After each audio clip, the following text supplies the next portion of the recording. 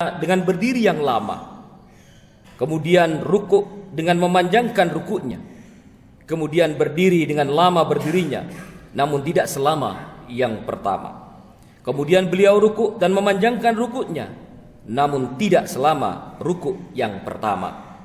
Kemudian beliau sujud dengan memanjangkan sujudnya. Beliau kemudian mengerjakan rakaat kedua seperti pada rakaat yang pertama. Saat beliau selesai melaksanakan sholat, matahari telah nampak kembali. Kemudian beliau menyampaikan khutbah di hadapan orang-orang banyak. Beliau memulai khutbahnya dengan memuji Allah dan mengagungkannya.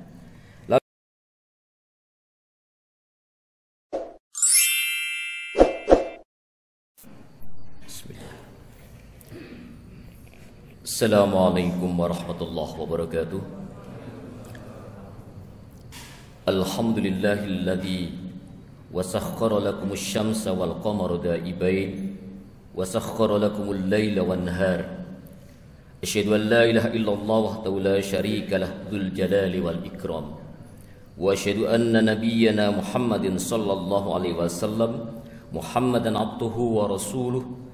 Allahumma salli wa sallim wa barik ala Muhammadin wa ala alihi wa ashabihi wa tabi'in bi ihsanin ila yaumiddin.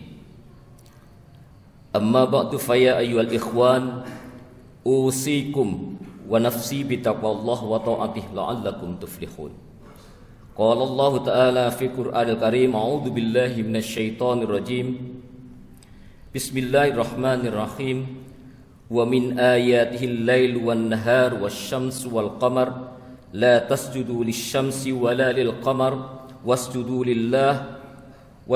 lillahi alladzi khalaqahunna in kuntum iyyahu ta'budun. Hadirin jamaah salat gerhana rahimakumullah. Hari ini Selasa tanggal 13 Rabiul Akhir 1444 Hijriah, bertepatan dengan tanggal 8 November 2022 Masehi, terjadi gerhana bulan total yang telah dimulai pada pukul 15 lebih sedikit tadi dan saat ini sedang proses dan insya Allah akan berakhir pada pukul 19 lebih beberapa menit. Dan insya Allah gerhana ini bisa disaksikan di seluruh Indonesia apabila tidak mendung atau hujan. Hadirin, ada beberapa mitologi tentang gerhana ini, mitos-mitos tentang gerhana di seluruh dunia. Peristiwa alam ini melahirkan bermacam-macam mitologi atau mitos dari berbagai macam masyarakat di belahan dunia. Di negeri Cina kuno misalnya, orang percaya bahwa gerhana terjadi karena seekor naga langit membanjiri sungai dengan darah lalu menelannya. Itu sebabnya orang Cina menyebut gerhana sebagai cih yang artinya memakan. Demikian pula di Jepang dahulu, orang percaya bahwa gerhana terjadi karena ada racun yang disebarkan ke bumi. Untuk menghindari air di bumi terkontaminasi oleh racun tersebut, maka masyarakat menutupi rapat sumur-sumur mereka. Sampai sekarang pun ada sebagian masyarakat kalau ada gerhana kemudian menutupi sumur-sumur mereka. Di Indonesia khususnya di Jawa, dahulu orang-orang menganggap bahwa gerhana bulan terjadi karena ada Batara Kala alias raksasa jahat memakan rembulan, Betorokolo orang Jawa bilang.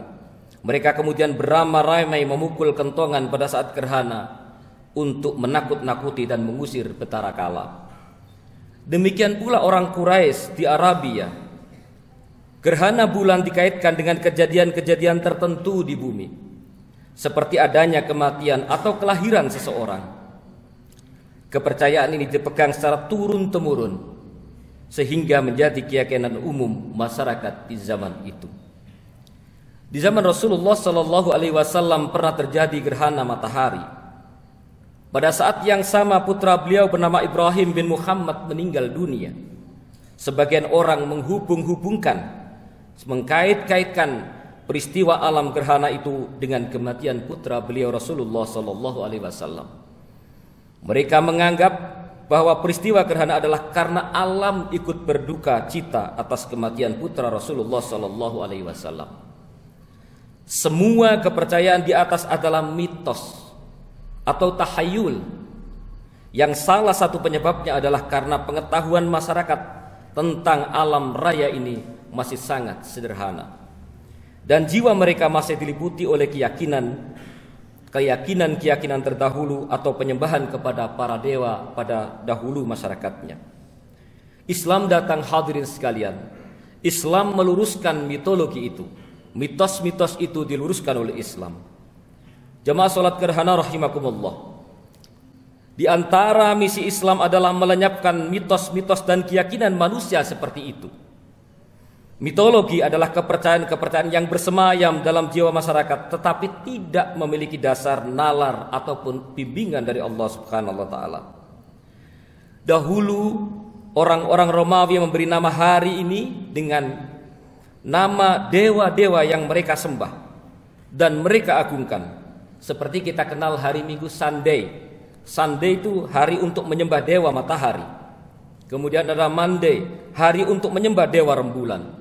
Kemudian ada Saturday atau Sabtu, hari untuk menyembah dewa Saturnus. Mitologi ini kita tidak begitu banyak yang tahu. Kemudian Islam datang melenyapkan mitologi itu dengan memberi nama hari berdasarkan urutan-urutan. Ahad yang pertama, Isnain yang kedua, Selasa atau Sulasa yang ketiga, dan seterusnya sampai dengan Sabtu hari ketujuh. Demikian dalam masalah gerhana ini, hadirin sekalian. Rasulullah Shallallahu Alaihi Wasallam menjelaskan, rembulan, bulan atau matahari adalah benda langit, seperti benda-benda langit yang lainnya, yang merupakan tanda-tanda keagungan Allah, tanda-tanda kemutlakan kuasa Allah Subhanahu Wa Taala atas semua makhluknya. Fenomena alam yang berwujud gerhana baik matahari maupun rembulan bukan karena kematian atau kelahiran seseorang. Fenomena alam berwujud gerhana ini tidak ada hubungannya dengan hidup dan matinya seseorang, melainkan peristiwa alam yang akan memperkuat iman kita, semakin mendekatkan kita kepada Allah Subhanahu wa taala. Sebagaimana hadis sabda Rasulullah sallallahu alaihi wasallam yang diriwayatkan oleh Bukhari dari Aisyah radhiyallahu anha. Agak panjang hadisnya, saya baca terjemahannya saja. Dari Aisyah bahwasannya dia berkata, pernah terjadi gerhana matahari pada zaman Rasulullah sallallahu alaihi wasallam. Kemudian beliau mendirikan salat bersama orang banyak. Beliau berdiri dalam salatnya dengan berdiri yang lama. Kemudian rukuk dengan memanjangkan rukuknya. Kemudian berdiri dengan lama berdirinya, namun tidak selama yang pertama. Kemudian beliau rukuk dan memanjangkan rukuknya, namun tidak selama rukuk yang pertama. Kemudian beliau sujud dengan memanjangkan sujudnya. Beliau kemudian mengerjakan rakaat kedua seperti pada rakaat yang pertama. Saat beliau selesai melaksanakan sholat, matahari telah nampak kembali. Kemudian beliau menyampaikan khutbah di hadapan orang-orang banyak. Beliau memulai khutbahnya dengan memuji Allah dan mengagungkannya. Lalu bersabda, sesungguhnya matahari dan bulan adalah dua tanda dari tanda-tanda kebesaran Allah Subhanahu wa taala, dan tidaklah gerhana itu disebabkan karena mati atau hidupnya seseorang.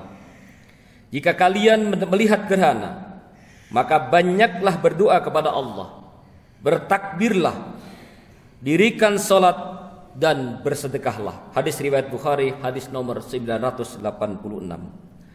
Hadirin, ada 4 sikap yang diajarkan dalam agama kita dalam menghadapi gerhana ini. Dalam hadis tersebut ditegaskan, paling tidak ada 4 sikap ajaran Islam terhadap peristiwa gerhana. Yang pertama, bahwasanya tidak ada hubungannya antara peristiwa gerhana dengan kelahiran atau kematian seseorang. Mitologi ini tidak memiliki tempat dalam ajaran Islam. Gerhana ini adalah kejadian alam yang sesuai dengan kodrat Allah dan tidak ada hubungannya dengan kejadian-kejadian apapun, semata-mata adalah karena kuasa Allah memperjalankan matahari dan bulan dan bumi ini. Yang pertama. Yang kedua, pelajaran yang kedua bahwasanya kita harus mampu menjadikan momentum gerhana ini sebagai sarana untuk semakin mengingatkan, semakin meningkatkan kualitas ibadah kita kepada Allah, mendekatkan diri kepadanya dengan cara melaksanakan sholat gerhana, banyak bertakbir dan berdoa kepadanya. Juga sebagai sarana untuk meningkatkan kualitas hubungan kita dengan sesama manusia, dengan cara memperbanyak sedekah dan menebar manfaat kepada mereka. Ketiga, gerhana juga merupakan peringatan Allah kepada para hambanya. Jadi gerhana ini juga merupakan peringatan Allah kepada hambanya agar segera bertaubat dari dosa dan kesalahan-kesalahannya. Karena Nabi juga bersabda, walakinnahuma ayatani min ayatillah yukhawwifullahu bihima ibadah. Di mana gerhana matahari dan bulan adalah dua di antara tanda-tanda kekuasaan Allah yang dengan keduanya ia menakut-nakuti dan memperingatkan hamba-hambanya. Dari hadis ini kita dapat mengetahui bahwa gerhana adalah peringatan bagi para hamba agar menjauhi kemaksiatan dan bersegera melakukan berbagai macam kebaikan. Gerhana peringatan bagi kita semua agar bersegera melakukan taubat dengan taubatan nasuha dari semua dosa dan maksiat. Allah Subhanahu wa taala berfirman dalam Al-Qur'an surah Al-Isra ayat 59, "Wa ma nursilu biayati illa takhwifa."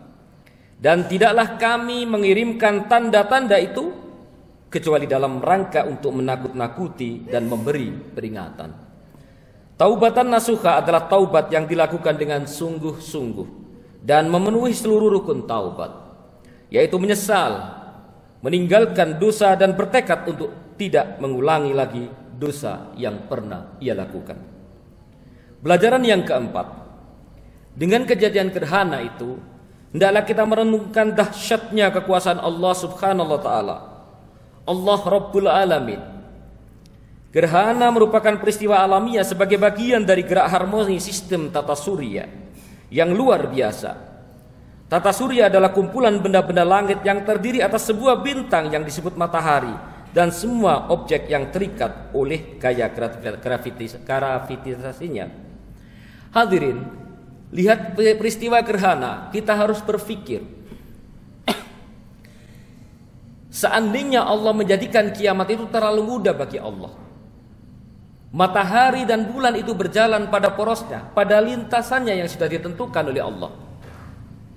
Seandainya bumi, matahari dan bulan itu yang berjalan sesuai dengan lintasannya, kemudian digeser sedikit sehingga bertabrakan antara planet satu dengan yang lain, bumi bertabrakan dengan planet yang lain, terlalu mudah bagi Allah, kiamatlah kita semuanya.